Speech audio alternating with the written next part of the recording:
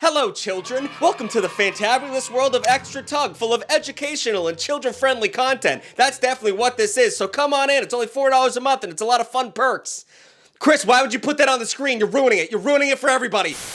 It's hard to explain to somebody who wasn't raised in the early 2000s that how important Jackass was to the culture. I remember when this came out, I thought to myself, man, like, we are forever past the moment of, like, being afraid to do things on TV or being afraid to be, like, not Christian. I don't know how to explain it. Like, I look back at, like, the 1950s where they were sock hopping, like, those images of them at dances, and I thought, that's over. That's never gonna happen. And then I didn't realize the cyclical nature of humanity and how we're going back to that. But it's important. Jackass is an important moment in history. By combining the DIY spirit of skating culture with the Y2K's thirst for extreme content, Jackass became an unlikely cultural phenomenon. Its blend of daredevil stunts and sophomoric pranks had absolutely no business airing on TV, let alone becoming an era-defining franchise. But here's the thing about America: we're nasty. We like being gross a little bit. We like it raw. We've liked it raw since 1994 when Toy Story came out. I might have gotten that year wrong. Jackass delivered that rawness with a heavy dose of danger, charisma, and morbid curiosity. Just listen to these batshit insane episode descriptions pulled from a family-friendly streaming service, Paramount Plus. Season 4, Episode 5. The Kais face off in the horse manure joust, Johnny wets the bed while mattress shopping, and Steve-O goes snorkeling with bloodthirsty sharks and becomes a human urinal. You can just watch this. You can just turn on the TV and watch whatever the hell I'm talking about. From depraved stunts on film to actual death threats in real life, Jackass was obviously too insane to last. But despite that, we're still talking about it. People still remember it to this day, and I thought it was worth breaking down the entire history of how this came to be, how this psychotic tumor on American culture came to metastasize. But before we start, I want it to be said, don't try any of this shit at home. There's a reason why they put the skull and crossbones in front of it, and even as a kid, I realized this was not good because I wanted to try every single one of the stunts on the TV. There's a reason people protested these movies. But regardless, by the late 90s, skate magazines and videos had created their own ecosystem. Now, I want to preface, I'm not a skater. I had little skate punk friends. I never learned how to do it because it was hard and I'm lazy, but I'm a big fan of skate culture. I believe that the term for that is poser. I'm a pretty big poser, but I love the vibe. And for a lot of kids in the 90s, the only exposure you would have to skateboarding was the skate tapes. Watching a skate tape at someone else's house was like a precursor to watching a fucked up video on the internet on your family computer with all your friends. Like watching some beheading videos, that was skate tapes in the 90s. For a lot of kids, the videos weren't about skating at all. It was more about the vibes of the tapes, which always had a cool soundtrack, skits, and a punkish anti-authoritarian feel. Skating and hating the cops go hand in hand because cops don't want you to skate on the street.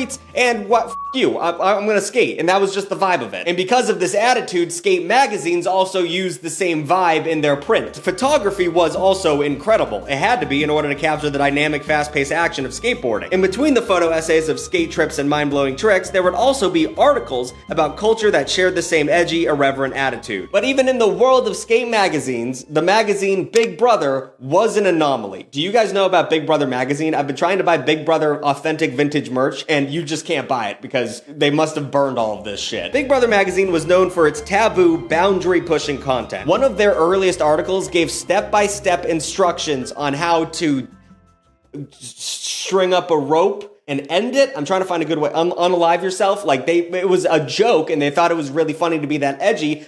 Not that funny nowadays, but like that was big humor in the 90s. Now let's jump cut to Johnny Knoxville, who was in LA at the same time as Big Brother magazine is kicking off. Johnny Knoxville was trying to be an actor and it was not working out for him, and he literally needed money. So how are you gonna do that? Well, he had a great idea to write an article about self-defense equipment. And he thought a great way to write this article would be to test every piece of self-defense equipment. And he did this by pepper spraying himself, tasing himself, and shooting himself in the chest while wearing a bulletproof vest.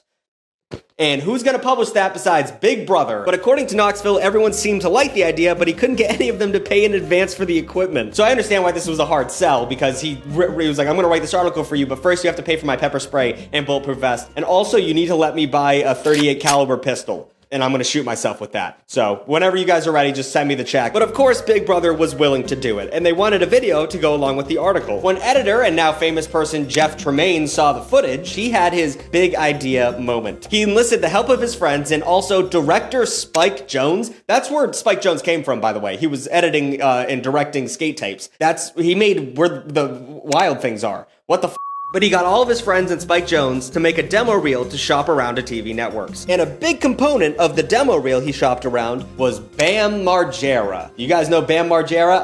I would love to have him. I wanted to get him for an interview to do this. I actually tried. Didn't work out. I don't know how to contact him. But Margera had already appeared in Big Brother magazines as a professional skater, mostly because he started so young and it was very interesting. He was very risky as a child. And that's Bam Margera. But he also had already made several videos that incorporated stunts and tricks with his CKY crew. CKY standing for Camp Blank Yourself. You can fill in the... I can't say it on YouTube, but that was the name of his posse of bandits. Just like how Alexander Graham Bell and Alicia Gray filed patents for the telephone on the same day, Margera and Knoxville had both independently stumbled upon $1 million idea. Essentially, making a skate video with absolutely zero skating in it. Both MTV and Comedy Central wanted rights to the show, and also SNL was interested in them doing stunts between the skits on the show. SNL almost had Jackass. Eventually, MTV won by offering more creative control, and in 2000, the first episode of Jackass aired. And nothing was ever the same, and a lot of people got hurt. It wasn't just an immediate success, Jackass was a cultural force. Just 4 months after Jackass debuted, Knoxville was on the cover of Rolling Stone. Could you imagine? I genuinely, there's no TV show that's out right now where you will be on it for 4 months and then get the cover of the Rolling Stone magazine. That's just not possible nowadays. Just looking at the names of the stunts that were performed on this show is a laundry list of insanity, and I'm going to rattle these off for you, and you can go look them up in your spare time. Human barbecue, sexercise bike, butt stapling, toilet ride, bear wrestling, beard of leeches, prostitute boat race, spermathon. I just don't know, I don't know what switch flipped where you couldn't, kiss a black girl on TV, and then you could have a spermathon in the same 50-year span. I don't know how things switched that fast. Now, while Jackass was a hit, of course, it wasn't without controversy. Copycat viewers, aka kids who wanted to do whatever Johnny Knoxville did, were getting hurt at alarming rates, and politicians obviously started calling for the show to be banned. Even though MTV had promised creative control in the beginning, they were slowly giving more and more notes to the crew, obviously. And after just 3 years on air, the Jackass crew said, you know what, I feel like we don't need you guys anymore, and they left TV to go to the big screen, because you can eat poop on the big screen, I guess. It doesn't matter anymore. And I don't know if it was a question whether or not the Jackass movie was going to make money, but with a budget of $5 million, they raked in $80 million worldwide. And now, over 5 movies in, the Jackass franchise has made over $500 million, and also resulted in a pretty decent video game. And I mean, everything after, Tony Hawk Pro Skater 1 was pretty much a Jackass video game. But while the jaw-dropping, eye-catching stunts of Jackass brought in an audience, it was the personalities of the cast members that gave the show its staying power. Unlike other popular reality TV personalities of the era, like Joe Rogan on Fear Factor or Simon Cowell of American Idol, Johnny Knoxville and his crew were not camera ready, so to speak. They were not flashy. These were legitimately just filthy skaters who happened to be in the right place at the right time. Instead of asking that they polish and refine their act, the show actually leaned into their dog shit appeal. And all that was asked of them is that they were legitimately willing to die every time they filmed. And I don't think that's too much to ask. And they gladly did, and in the process created one of the most memorable casts of outcasts ever assembled for TV. So let's just go, I want to go through, because people, Bam Margera and Johnny Knoxville and Ryan Dunn, let's go through the actual cast and just break down where these people came from and how insane their lives were. Of course, Johnny Knoxville was one of the few cast members who didn't have a background in skateboarding or snowboarding. Instead, like I said, he moved from LA from his native Kentucky to be an actor. He landed a few commercials and was even Keanu Reeves' stand-in in the film Bram Stoker's Dracula, but he wasn't getting enough roles to pay the bills, so he started writing articles. But I will say, he is a handsome fellow. You see him in his early movie roles. I'm trying to think of, The Ringer. I kind of wanted to Johnny Knoxville. I wanted to be Johnny Knoxville at least. While it took an entire team to pull off Jackass, Knoxville is the obvious leader. Not only was it his insane idea to shoot himself while wearing a bulletproof vest, which kicked off the whole absurd journey, but he just had the vibe of an elder statesman, a real herder of sheep. And although he can be as surly and as depraved as the rest of the crew, he always had an air of I got this, guys. I've never seen someone get so hurt and be able to talk through the pain. And in fact, he might have been the most depraved of them all, because he's kind of credited as coming up with most of the stunts on the show. I think maybe it was just the glasses. Maybe it was just the glasses that fooled me. Anyway, and while he might not have reached the same levels of notoriety as Steve-O or Bam Margera, he came the closest to mainstream stardom. He sustained levels of success that allowed him to age gracefully, even though in 2008 a motorcycle stunt broke his penis and tore his urethra, causing him to have to use a catheter for 3 years. And also there was a stunt that broke his orbital bone and he sneezed and his eye fell out. But besides that, he's doing great. Let's talk about Bam Margera now. I wish I could have gotten him to just like say 3 lines. Bam, if someone reaches out to you about me, like I'll pay you $300 just to say something. I don't know. I just want to be involved. To begin, Bam Margera was a fantastic skater. While his street style might not translate into the competitive technical world of skating, it was a unique and eye-catching style nonetheless. That, and he also had a willingness to skate anything. Like he'd skate a statue. Like he'd just do shit. And there's a theme that you might be picking up on here is that anyone in Jackass was willing to do anything, anytime. And also, Bam Margera was pretty cool. Like he was a teenager who was sponsored by a skate company. If you had a high schooler back in the early 2000s and he was sponsored by a skate company, you're not touching that kid. That's next level clout. As one of the breakout stars of Jackass, he got his own spin-off, Viva La Bam, and became an unlikely celebrity in the 2000s. If you were around during that time, you would remember his influence. In particular, the fact that Bam almost single-handedly kicked off the career of a Finnish goth metal band, Him. Walk into any Hot Topic in the early 2000s and you would see this band's logo on t-shirts everywhere. I originally thought it was Bam Margera's logo, but it was only because Bam was almost exclusively repping the brand shirt all the time. Aside from Mopey Mallrock, he also had a huge influence in skate culture as well. And like I said, he appeared in 8 Tony Hawk video games. The Jackass and Tony Hawk video game collaboration was big. But unfortunately, things happen when you're crazy, and he went down a rabbit hole. Substance abuse, mental health, domestic violence, it would all culminate on Margera. And in 2022, after years of bad behavior, he was eventually fired from the movie Jackass Forever. But he lost his best friend. You know, Ryan Dunn, that can f you up. And like, he was a punk, so, wasn't in the best mind space. So I believe in you, Bam. Get it together. Speaking of getting it together, Steve-O. Remember him? Remember look at his teeth now. He's doing good. Chris, put up that selfie Steve-O took while he was duct taped to a billboard. That's beautiful. Sure, he's a lunatic who stapled his butt cheeks together and has his own face tattooed on his back, but he's doing it for us. He is a clown. Literally. In the late 90s, Steve-O went to the Ringling Brothers and Barnum and Bailey Clown College and spent time performing as a clown on the Royal Caribbean cruise ships before Jackass. And also, he went to find the Jackass people. Like, they were out filming and he bum rushed them and said, "Let me be in your video." Then he jumped off a very high bridge. And the Jackass people tried to drive away as fast as possible and get away from this lunatic, and he found them again. And they were like, "I guess we can't get rid of this guy." He forced his way into being in Jackass. But like Bam, Steve-O struggled with addiction, and I don't know how bad Bam's addictions were, but holy shit, Steve-O really struggled with addiction. Have you ever seen that picture of him surrounded with nitrous oxide canisters? It's terrifying. But after years of cocaine and nitrous oxide abuse, Steve-O is now doing well. He's doing fantastic, actually. Now let's talk about some more sad shit. Ryan Dunn. I mean, we'll talk about Ryan Dunn. It's just such a bummer. He was my favorite guy on Jackass. Because he acted like a big brother. I don't know how to explain it. He just didn't give a f. Let's talk about Ryan Dunn. In 2011, Ryan Dunn drove his Porsche into a tree at over 130 miles per hour. It burst into flames, killing him and the passenger. The local chief of police called it the worst accident he'd ever seen, saying he'd never seen a car destroyed in an automobile accident the way Ryan Dunn's car was. The toxicology report also showed that Ryan Dunn's blood alcohol level was twice the legal limit, which is not ideal. You should never drunk drive. Genuinely, it's a piece of shit move. But like I said, he was a beacon of light on the show Jackass, specifically to Bam Margera, which is where Ryan Dunn came from. The tragedy sent many of the Jackass cast to a dark place, in particular Bam Margera, who had known Dunn since he was 15 years old. And I don't want to come across as disrespectful, but this accident and the darkness that it cast over the Jackass franchise felt like the logical extension of the lifestyle all the cast members had been living. With the slight exception of Knoxville, these cast members were not actors. Jackass isn't for everybody, obviously. It's not even for these guys. But filming a show where you're willing to hang out in a ball pit full of anacondas definitely takes a certain type of performer, and it also required a certain type of viewer. The early 2000s were wild, the people were insane. And if you're the type of person who gets a charge from watching people cheat death on camera, you're probably not the same type of person who takes a lot of interest in disclaimers about safety and shit. So even though Jackass explicitly told people not to try this shit at home, people could not stop trying this shit at home. And sadly, not all of these Steve-O wannabes actually defied death. Now, in fairness to Jackass, they didn't invent the idea of teens around and doing dumb shit.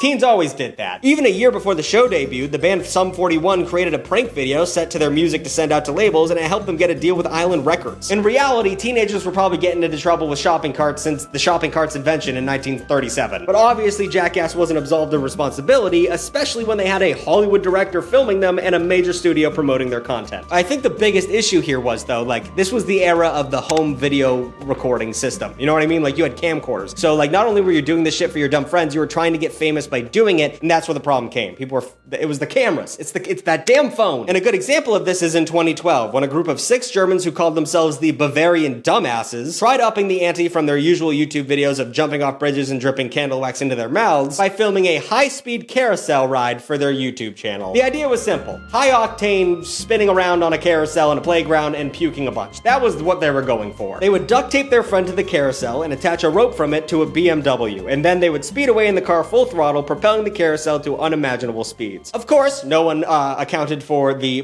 G-forces, what that duct tape can hold up at when you hit Mach speeds. When the car took off, the duct tape failed to hold the guy in place, and he was thrown nearly 20 feet from the ride and landed headfirst on the ground. First responders at the scene tried to revive him, but he was dead almost immediately. And the fellow Bavarian dumbasses were taken to the hospital and treated for shock. So, you know, just don't try and be... You're not Johnny Knoxville. You're not Steve-O, you know? Just don't be stupid. Speaking of stupid, one of the running gags on Jackass was the fact that you could be punched at any time while filming. I hated these because it made me... I was always like, maybe I want to be on Jackass, and then someone comes up and just punches you in the head. I'm like, that's not funny. I just want to film bits. I don't want to get hit when I'm not working. But a group of friends in the UK went way too far in 2014 when their casual violence became just straight up murder. Is murder a prank? No, that was rhetorical. Of course it's not. Usually, these fellows would perform Jackass-style games like putting chili powder on their genitals or setting their pubic hair on fire. You know, typical boy stuff. Typical UK Sunday. But after a night of heavy drinking, their horseplay got out of hand. And a 39-year-old, yeah, all these guys were basically in their 40s, was beat to death. Once the group realized that they passed the point of no return and just straight up killed a dude with their bare hands, they did what anyone's bros would do. Chop up the body and throw it in a lake. Casual fun. There's a big difference between Johnny Knoxville taking paintballs off his dinger and Jigsaw using a rusty knife to chop off someone's arms in a bathtub. There's a limit to this kind of roughhousery. And the court agreed, and 2 men were sentenced to prison. So just don't, that's not even like, I can't believe that's even tangentially related to Jackass. Just don't beat the shit your friends to death. God. But the same year in Baltimore, 2 lifelong friends were hanging out in a basement, binging on booze and drugs, and challenging each other to a series of dares. Eventually, the 2 30-year-olds went from boyish dares, like licking a toilet seat, to doing the Johnny Knoxville stunt where you shot yourself in the chest. So you can see where this is going. The idea was that they would film the stunt like Jackass, go viral, and become stars. So with the camera rolling and the bulletproof vest on, the gunshot missed the vest and hit the victim's upper chest. He was rushed to the hospital, couldn't be revived, took the shot, and died. But it also goes to show just how dangerous the stunt Johnny Knoxville did, because that could have easily happened to him as well. It's just not worth it. It's not worth it to be a dumbass. But even when it's deadly, imitation is the highest form of flattery. Not only did Jackass inspire legions of copycats to create their own twisted home videos, but they also changed the face of TV. Along with MTV milking Jackass for 3 seasons and unbelievable, unstopping reruns, they also created a ton of spin-offs like Wild Boys, Homewrecker, and Viva La Bam. For a while, you could not turn on the TV without seeing some form of Steve-O or Bam Margera. And it's important to note that this type of show stemmed out to be punked. It was Practical Jokers. It was Nitro Circus. Like, all of this came from Jackass. And it also made unlikely stars out of the cast, mostly because Steve-O was on Dancing with the Stars. I remember when that happened. That was insane. Is Dancing with the Stars still on? And when Knoxville appeared on an episode of John Mulaney's Everybody's Live, Mulaney earnestly suggested that Johnny Knoxville changed humor like a few other performers ever have, and that he deserves the Mark Twain Prize for American humor. And I agree. That's, if you don't know about the Mark Twain Prize, it's like given to like the big dogs of comedy, like Tina Fey, Dave Chappelle, Jon Stewart, like the big boys. And it isn't just John Mulaney who sees the importance and influence of Jackass. Entertainment Weekly named it one of the 100 best shows from 1983 to 2008, part of a list it deemed the new classics. Coming in at number 6, Jackass beat out shows like Mad Men, King of the Hill, and Golden Girls. But it wasn't just the show itself that made it so popular. Part of Jackass's success was the Y2K attitude era. I already made a video touching on some of this stuff, and shameless plug, just go watch that if you want to. But it's worth repeating. The late 90s and early 2000s were all about being extreme. Even traditional children's entertainment like WWE became rebranded as a sexually charged, violent show. Just think about this. In 2000, Limp Bizkit had an MTV music video hit with the music for Break Stuff, which was shot in a skate park and had the lines, "I pack a chainsaw, I'll skin your ass raw, and if my day keeps going this way, I might bake your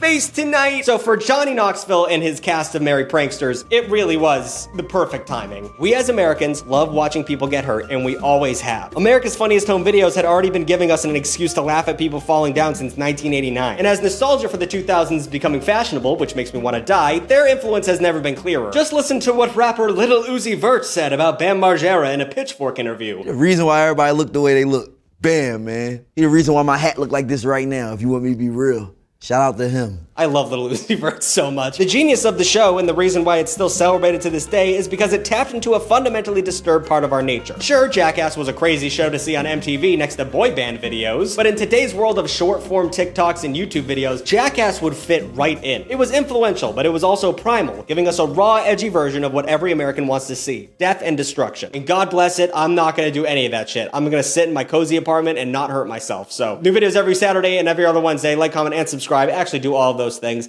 Is the notification bell still a thing? You could ring that. I don't know. I've never told anyone to do that. Maybe I should start doing that. And extra Tuglets, you know what it's all about. $4 a month. You get all the good things. You know, you get a new video every week. You get to get your name at the end of the video. You just support me. We almost afforded as a unit Bam Margera to be in this video. And that's closer than we ever could have gotten. So thank you. I feel like I just won like the lottery. Thank you guys for giving me the opportunity to almost have Bam Margera be on this. It was a lot of talks. I DM'd like 30 people. I just don't know how to contact him. All right, guys, thank you so much.